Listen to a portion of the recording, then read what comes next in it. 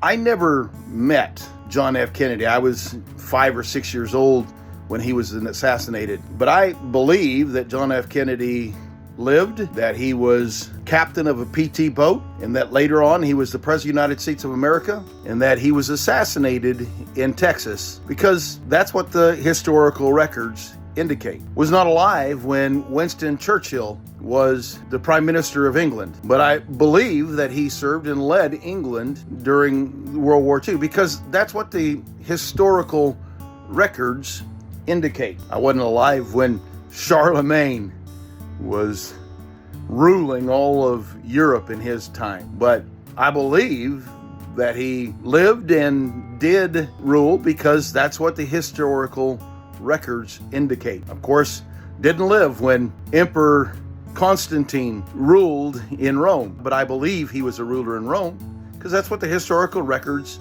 indicate. Of course, I didn't live during the time of Jesus Christ, but I believe that he lived, died, and that he resurrected, rose again from the grave, because that's what the historical records indicate. We know the gospel account, the Lord Jesus Christ, because of the historical records. And scholars, men of high degree, well-known and well-reputed in their fields of scholarship, have searched out the evidence and have determined that those historical records are accurate.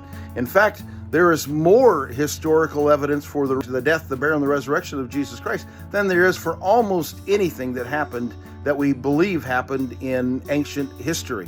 There's absolutely no reason not to believe the gospel account of the death, the burial, and the resurrection of the Lord Jesus Christ.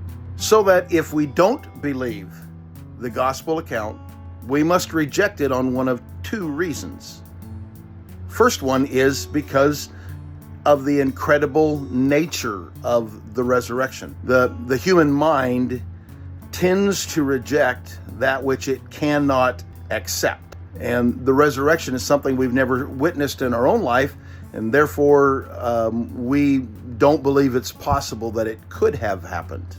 And then the second reason is because of the consequences of the gospel. If Jesus rose from the grave, then Jesus is in fact who he said he was, and which is God. Then heaven and hell are real, and men and women go eternally to either heaven or hell. And if Jesus rose from the grave, he is, as he said, the only way to go to heaven.